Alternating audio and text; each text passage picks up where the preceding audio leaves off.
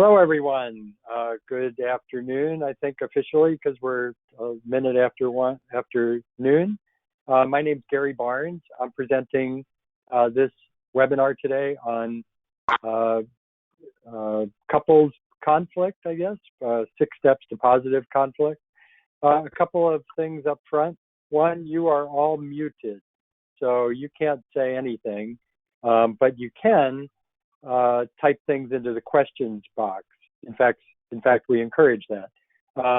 At the beginning here, if you're having trouble hearing my audio, please type in the question box to let us know if there are any technical problems as we go on. We may or may not know about those. Secondly, there will be, you're going to see a PowerPoint presentation, and copies of that will be sent to you after the presentation is over. Also, I'm going to try to leave a few minutes at the end to answer questions. And if there are questions that I can see that come in, I may try to answer something in the middle, but most likely I won't answer questions until the end of this session. So, okay. It's always interesting to be the only one talking and not know what you're thinking. I don't know any of you, or I may know some of you, but I don't know that I know you. And so, you know, you could be here for a lot of reasons. But this webinar is designed to sort of give you the latest information about what we know as a field about how to communicate better in relationships. And it's really about how to build a happy and healthy relationship, or to keep one. So that's what we're doing. So Brenda is online, and she will be assisting me and forwarding the slides for me. So, okay, Brenda, we can go to the next slide.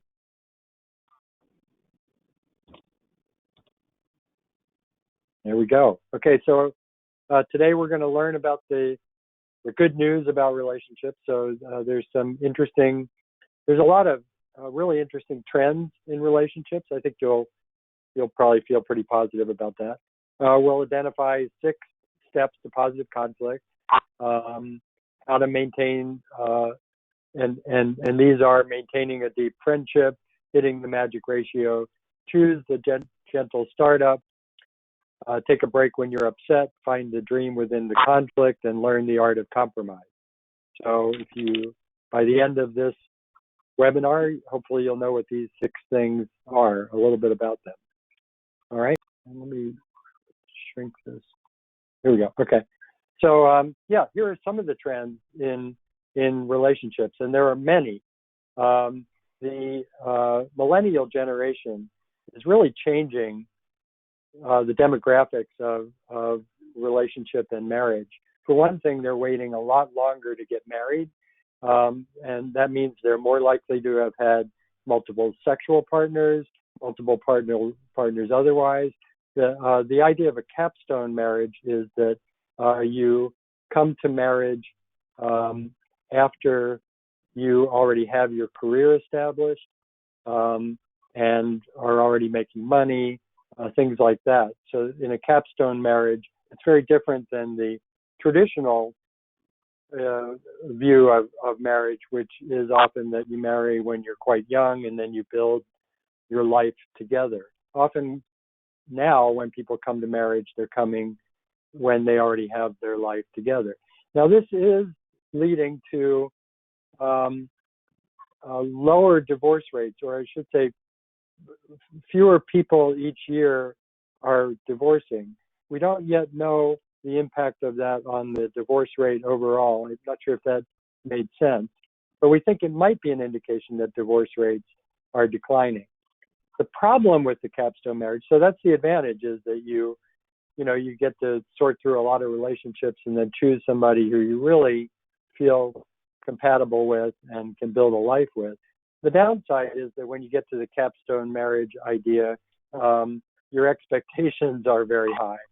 and no relationship is perfect, as we'll talk about in a few minutes. And so it could lead to some people being having less tolerance for problems in their relationship. The second bullet here, that most couples are cohabitating. More couples are, and that makes sense, of course, if they're waiting to get married, then more couples are cohabitating. But what's interesting in the statistics I read is that while marital satisfaction is actually going up a little bit, cohabitating satisfaction is actually sort of staying flat, maybe even declining a little bit. So I'm not sure we really know what that means. It could mean that people who are married, feel more secure, have more, and that may be true, and have more of a commitment to the relationship, which is a factor in satisfaction. It's hard to know. And then the next to the bottom bullet, marital satisfaction does not decline over time. This is a relatively recent finding. There's sort of this old idea that, that you can expect your happiness with your marriage to decline. It sort of starts in bliss and, being romantically in love. And while there may be some truth to that, actually the most recent research that I read just yesterday said that marital satisfaction does not decline over time. In fact, the way they said it is that sort of the way your marriage starts is maybe the best predictor of how it will go. So if you are not as satisfied with your marriage early in your marriage, that may be how it stays. But if you're happy with your marriage at the beginning, or your relationship, for those of you who aren't officially married, the expectation is that there's a likelihood that would stay the same. And then infidelity reached a peak in the 1990s, and by infidelity they mean infidelity is a whole other subject we could cover. They're talking about specifically, the research is having sex with someone other than the person you're married to. So there's lots of other ways to commit infidelity. In fact, with the internet, there are more and more ways to cheat that may not involve physical cheating. And like I said, that's a bigger subject we're not going to cover today. Okay, how about the next slide? So the good news is that divorce is getting less common. Marriage is stronger than ever, we think. But despite those changes, the stakes are high because expectations are increasing about love, equality, and shared values. And this is a foundational principle of marriage, is that marriage is hard work. Marriage takes work. So it takes time, energy, and emotional investment. So you don't just go on autopilot and make your marriage great. We all have to work at it, and that's normal. Sometimes people will say if they have to work at it, then that means there must be something wrong. Not true. Okay, next slide.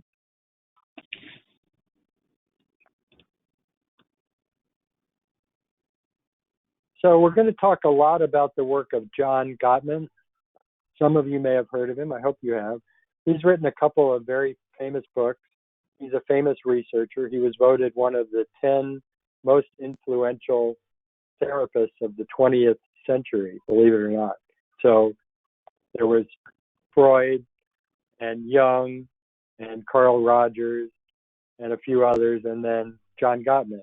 And the reason he's so famous is because he created this method of studying couples that he calls a scientifically based approach to studying couples.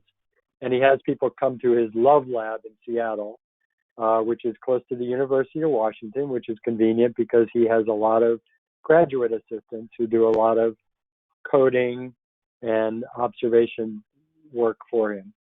And then, so they have couples come in. Not all couples are in distress. Not all couples are in therapy. So often in the past, research on couples has been done on couples who are already troubled or who are in marriage therapy. This is just trying to study a cross section of as many couples as they could. Not all are married. Now, in most states, you can be married and be a same-sex partner. When he started the research, they were studying same-sex partners as well. So there are some differences, but most of the material you're going to see here is going to apply to heterosexual couples. But the principles will still be the same. So one of their stunning findings is this idea that 69% of marriage problems are unsolvable. And we call those perpetual problems. And the idea is, and I want you to listen carefully to this because it's really important. When I see couples in therapy, this is one of the first things I tell them. When you choose the person you're going to spend your life with, you're also choosing a set of issues that you will deal with for the duration of your marriage. So that's another way of saying that 69% of problems are unresolvable. Now, what's interesting is Gottman's able to predict, he could spend 20 minutes with a couple, and using his criteria, he's got a 91% success rate at predicting whether they will be together in 5 years. So he can sort of predict divorce. Now that's if they don't get help. But this perpetual problem thing is present in all marriages. So he does not consider it a predictor of divorce. So perpetual issues, the fact that you have issues in your relationship, are not a predictor of divorce. How you manage those problems is a predictor of divorce, and we'll talk more about that. So this is meant to give us all relief and actually good news. It's okay that you have problems in your marriage. You just stop trying to solve them and learn how to manage them instead. And you can still move to the middle on them. You could still make movement so that they're not as extreme. But you're not going to eliminate the problems altogether. So so let's go on to the next slide.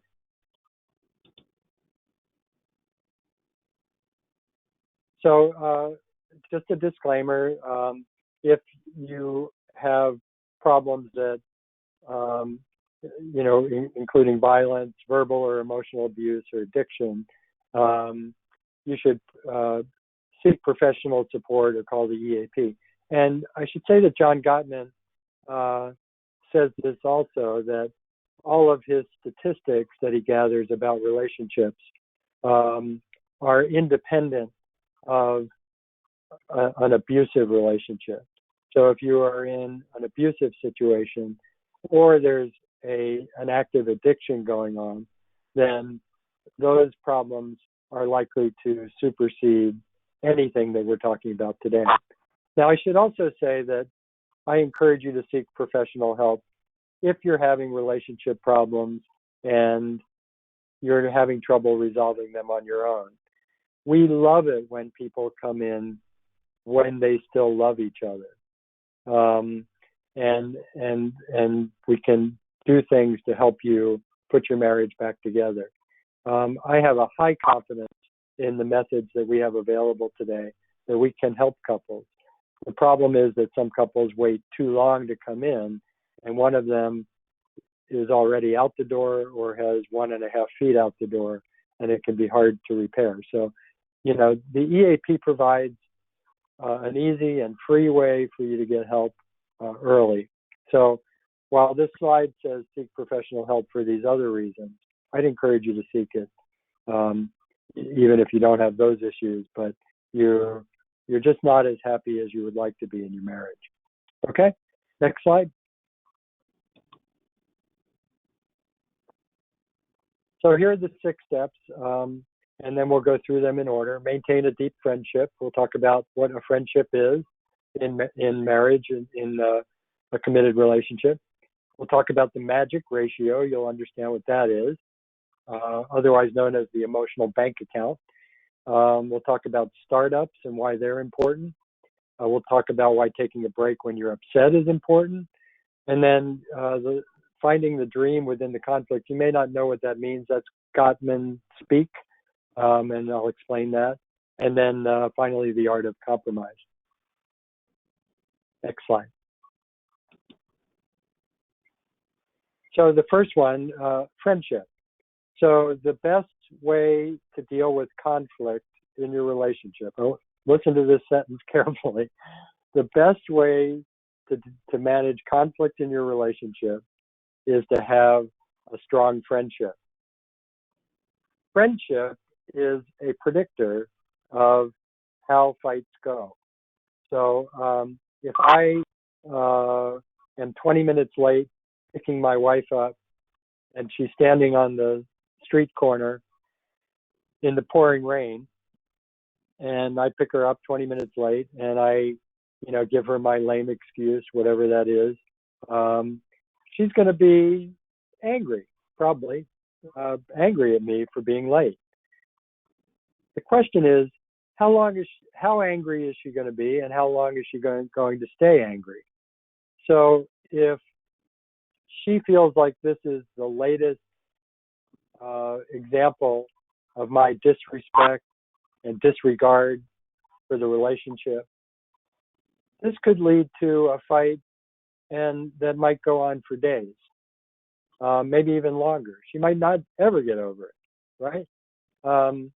But if we have a strong friendship and I do my best to take care of her needs, she feels important to me, she feels like she matters to me, I show up for her, almost all of the time, then she'll get in the car, get mad at me, call me a knucklehead maybe, but, we'll be on our way and have a good evening, after just a few minutes.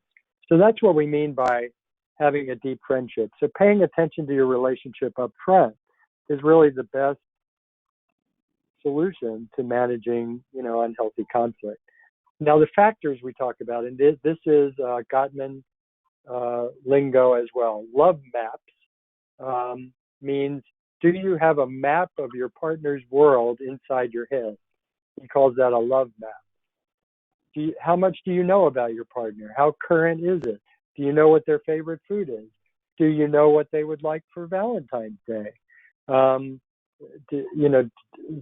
it's, do you know what they're doing today? And asking them about it at the end of the day. How was that dentist appointment you had today? So it's this ability to maintain space in your head for your partner and all of their issues and preferences, etc. Now, the second one, fondness and admiration. This includes what we call appreciation, which is very important. There should be no limits on how much appreciation you show for each other.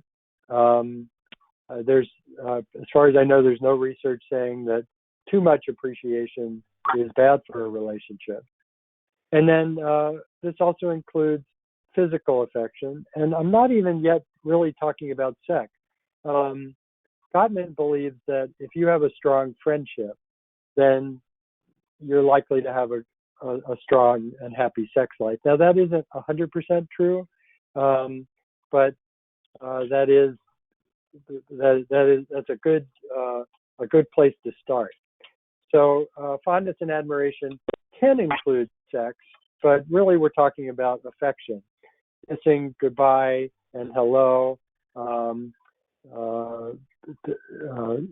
cuddling with each other, holding hands, letting the other person know how good they look today. I saw, this wasn't a couple, I saw a woman yesterday. I'll refer to her a couple of times, I think, because my last client yesterday, and her husband sent her a text message saying, I really want you I want you to know I'm so happy. I'm so happy to have you in my life. And that made me glow. And I'm not even married to the guy. So that's an example of fondness and admiration. Now, the third one, turning toward versus turning away, is this idea that couples connect. So it's about connection. And we connect with each other in these ways that Gottman calls bids for attention. So a bid for attention might be, and he gives this example. One person's reading the newspaper and says, "Did you know such and such and such and such?" And the other person picks their head up and goes, "Oh, really?" So that's an example of a connection. That's a turning toward. A turning away might be your partner says, "Hey, did you know blah, blah, blah, blah, blah, blah, blah?" And you say nothing. Or you get up and walk out of the room as though they didn't say anything. So turning away from a connection isn't necessarily negative. It can be neutral. But turning toward are these little positive interactions. Now, another example of turning toward is, going on a week-long vacation to Hawaii. So, yeah, all of those, everything in between, the romantic vacation and the sitting in the living room with each other, just, sharing information here and there, watching a TV show together, all of those count as turning toward ideas and will build your friendship. And it's really about, the word is connection. And then the fourth thing we talk about is accepting influence as a friendship factor. And this is your willingness to meet your partner where they are. This is the only one of the four that we find gender differences in. Men are not as good at accepting influence. And you probably see this in your day-to-day life, maybe not in your relationship, or maybe in your relationship. But, it's your partner plays softball. And you become sort of interested in softball. Maybe you play on a co-ed team together, or maybe you go to the games. Maybe you start keeping score, keeping the statistics, things like that. So accepting influences is meeting your partner where they are. Or maybe your partner really likes to dance, and you can't stand dancing. But you being emotionally intelligent about your relationship, you offer to go dancing with your partner. That might be another example. Gottman says that when you're accepting influence, the basic idea is you will turn off the football game, because he's talking to men here. You'll turn off the football game if your wife wants to talk to you. But if your wife feels like you are emotionally intelligent, receptive, open to her influence, she probably won't interrupt you during the football game unless she really, really has to. So you're always willing to turn off the game and make your partner the priority. So it's not about, I don't feel like doing that, I'm uncomfortable doing that. I'll do that because you matter to me. All right? And so some ways that you can create friendship are on this slide. Time alone as a couple. The Gottman card decks, which are illustrated in this little illustration to the right here. You can get those online. He's got an app, and you can order cards physically if you go to Gottman.com. Okay, let's go to the next slide. So the magic ratio, like I said, we call this the emotional bank account. So we think their relationships function a lot like a bank account, and we call it an emotional bank account. And this concept, which I believe was first Gottman's concept back in about 2000, but I have seen it now being used in schools with students. I believe it's being used in employment settings. So you can think, if you're a supervisor or manager, you can think about the emotional bank account with your employees. And it's basic, but in marriage, it's basically the idea that you have a ratio of 5 positives to 1 negative. And to illustrate this, the importance of this principle, I would ask you, how many of you, you can't show me your hands, but I wonder how many of you are thinking right now, I think I'll go home tonight and get my partner really upset. I think I will see if I can make them mad and start a big fight. I see what I can forget today that will make them unhappy. None of you would be raising your hands. So we don't create negatives on purpose, but we can create positives on purpose. So if you're paying attention and thinking that your relationship is important and that it doesn't just keep going on its own, you're going to be thinking about how to create positives, like the man who sent his wife a text message yesterday. That's a great example of injecting a positive into a relationship. And then the negatives take care of themselves. You're keeping the ratio high.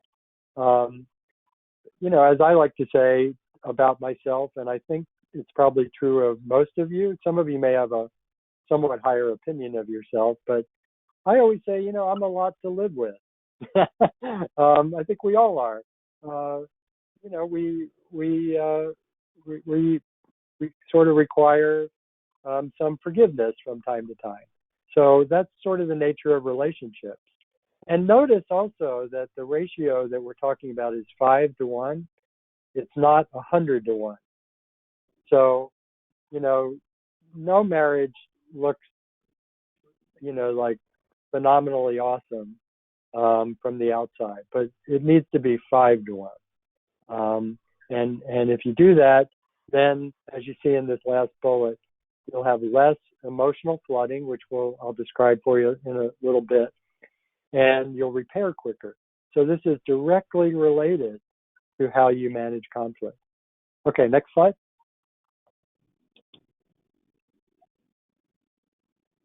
So improving the ratio can be I already mentioned this word bid, so bids for attention. You either make a bid or you accept a bid. So you're sitting on the couch watching your favorite show and your spouse says, hey, I'm going to go out to the grocery store. And you're sitting there thinking, I'd rather, put a knife in my chest than go to the grocery store. But if you're thinking intelligently, you might say, oh, I'll go with you. It's not because you want to go to the grocery store. It's because you have an opportunity to spend time together in the car going to the grocery store, in the car on the way back from the grocery store. So, that actually is a fairly strong bid. And I'm not saying you should always go to the grocery store. Some people like to shop on their own. I was just using that as an example. Okay, and so another idea is to manage problem areas so that negative moments happen less. So, if you're proactive about trying to address issues, that can make a big difference. And solve problems when you can. Okay, next slide. Perpetual issues. I talked a little bit about this already. So this is the quote. And remember, you're going to get copies of the slides after this presentation. When you choose the person you're going to spend your life with, you choose a set of issues that will be present throughout the relationship. And it's not a predictor of divorce or even lower satisfaction. Now, I will say that the issues that you have in a relationship, sometimes not all marriages should stay together. I believe that. I do think that most marriages are worth fighting for and trying to see if you can make it work. But sometimes the perpetual issues are just too great. The differences between you are so great. There's something that's just, you just really can't live with. But hopefully you put energy and time into it to make sure that you find that out. But it is still true that perpetual issues are not a predictor of divorce or lower satisfaction. So the goal, as I said, is to manage the differences without the expectation of solving them. Okay, next slide. And one of the ways we manage our differences is through gentle, or what I call soft startups. So Gottman coined this term, soft versus harsh startups. Why? Because in his research, they discovered that the first 3 minutes of a conversation about conflict is the best predictor of the outcome. And we're not talking about like a little bit. His statistics said that I'm pretty sure it's 96% of the time, if you can get through 3 minutes of a conflict conversation, the prediction is it will end well. So then that means that the way you start the conversation is the most important. So we come up with this term, soft or gentle startup. So use a gentle tone, speak calmly. I think one of the best and just very practical soft startups is to approach your partner in a way where you say, there's something I wanted to talk to you about. Is now a good time? So prepare the other person. Don't just barge in and say, you left your socks on the floor for the 20th time after I told you repeatedly not to do that. That's an example of a harsh startup. Starting your sentence with you, having a parental tone of voice, not adding any softeners. Like, I know you do a lot of things around here. There's one thing that you do that is still bothering me. Can we talk about that? I don't know if that would set your partner off or not, but you get the idea, I hope, about ways that you could soften conversation, particularly at the beginning. Now, I wouldn't say set your watch for 3 minutes, and if it's past 3 minutes, then you can start lambasting your partner. I would say the way you start is the way you should continue the conversation. Part of I think why a soft startup works is because if you're using a soft startup, you're probably being intentional. You're probably making sure that you're relatively calm starting out. And those things are really going to help. Okay, the next slide. So the 4 horsemen of the apocalypse is what Gottman calls these. Don't get scared, because we all do some or all of these things occasionally. But when these are going on constantly in your relationship, they're toxic. They're like poison. They're like love poison. So you want to try to catch them or notice them. Now, the first two, criticism and defensiveness, sort of go hand in hand. In fact, you can tell if you're being critical, if you're being perceived as critical, if you notice your partner being defensive. That's sort of the way it goes. If your partner's being defensive, probably you're either being critical or being perceived as critical. So I talked about the opposite on this slide. So complaining is the opposite of criticism.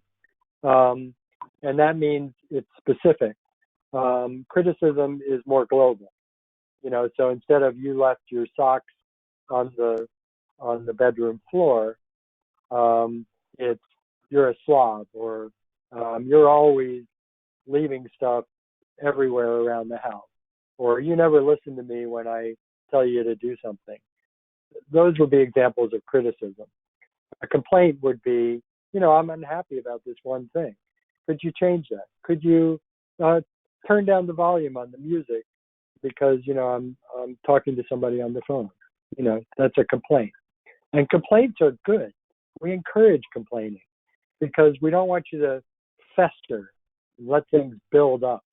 We like complaining. We just want it to be done with a soft startup.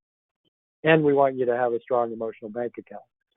So in defensiveness, the opposite is taking responsibility for some part of the problem, not all of the problem, and then Contempt is sort of like criticism, except a little bit stronger. In contempt, you're really trying to hurt the other person or demean them or put them down.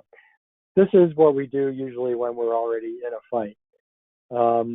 We say mean things. We say things we don't even mean just to hurt the other person. We're like pulling arrows out of our quiver and shooting them at the other person just to, try to win the argument, which of course is ridiculous because nobody wins that argument. The opposite of contempt, if contempt is tearing your partner down, then the opposite is appreciation. Stonewalling is what we do when we're flooded, meaning when you're so emotionally upset that if you said anything, it would probably be contempt or hurtful, or you might even feel like you're going to physically explode. So in stonewalling, people just shut down, almost as though your partner's not even talking to you. And sometimes you feel like you don't have any feeling. So you might not know how upset you are. But if you're stonewalling, that's a major concern. Now we create the opposite here as self-soothing because we think that the opposite of stonewalling is being able to calm yourself down, tolerate difficult emotions, and be able to stick with a conversation. Okay, next. Take a break when you're upset. Emotional flooding is this idea that it's sort of a way of describing being physically and emotionally upset.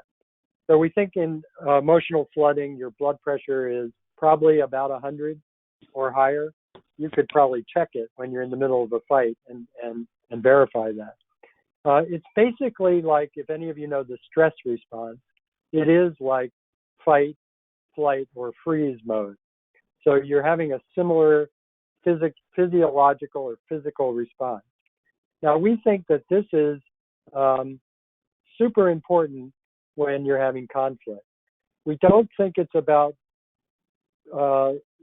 learning to say the right words, other than some of the concepts I've been giving you today, but it's more about whether you're calm enough to continue with the conversation about the conflict.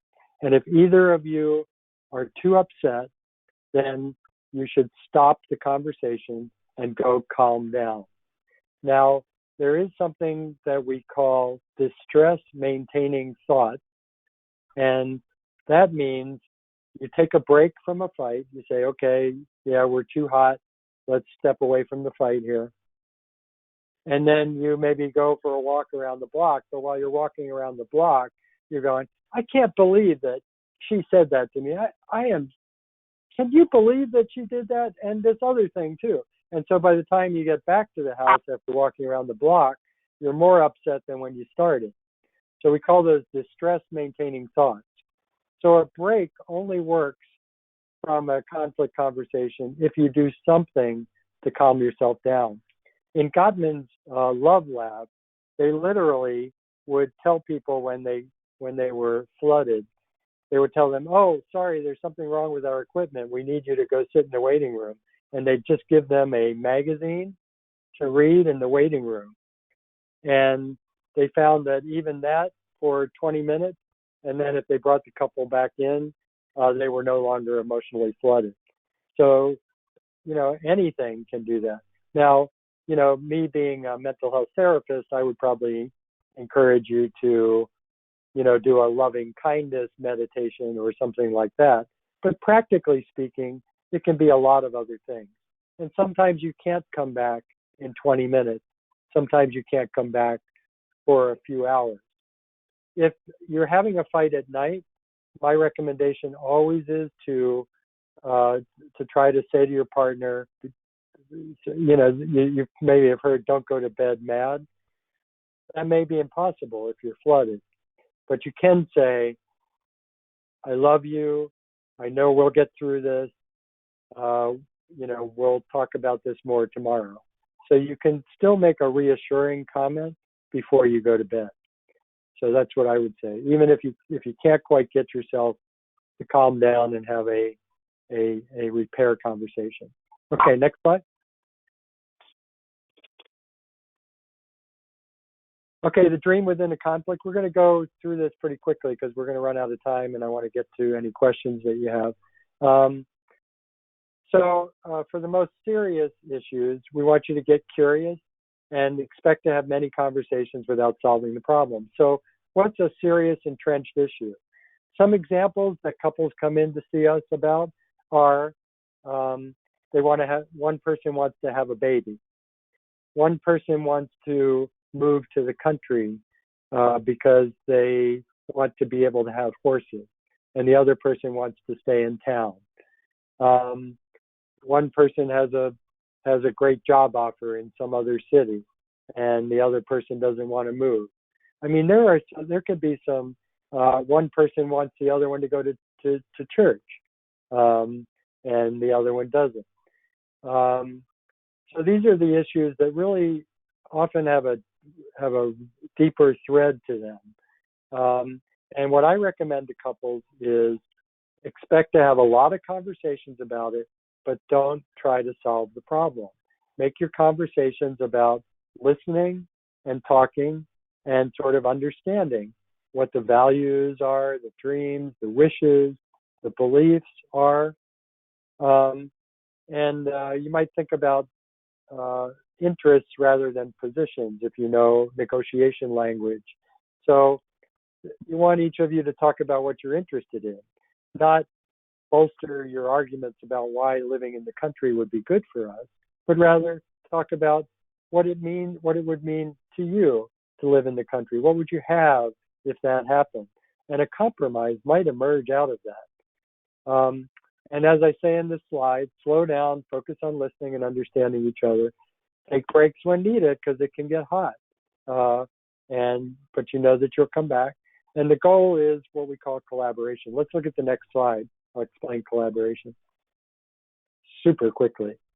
5 conflict positions. I don't have time to go through this adequately, but if you can imagine a graph where on one axis you have relationship, so the importance of relationship, and on the other axis you have the importance of task, you can imagine what these conflict positions are.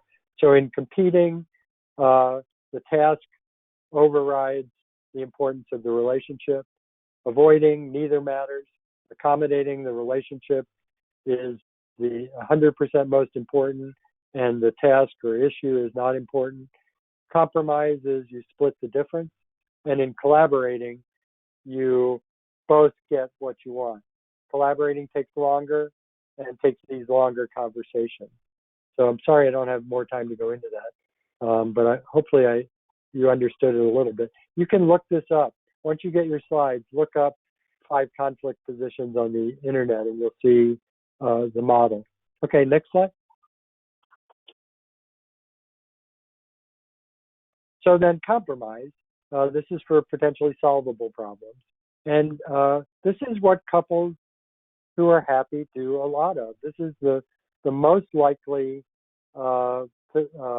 solution that couples will do, compromise. And this, I already mentioned thinking about interests rather than positions. So trying to lock into some middle ground. So you identify your core need, if there's anything that you're not able to be flexible about, and try to state that. And then that allows room for what you are flexible about.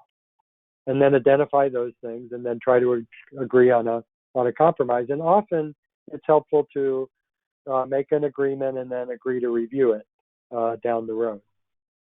Okay, let's go to the next slide so we get some of this. Okay, so I won't do this pop quiz. This is not a polling question. But see in your head if you can name 3 of the 6 steps, or at least come close. Okay, next slide. All right, so we did it. We're 5 minutes away from the end.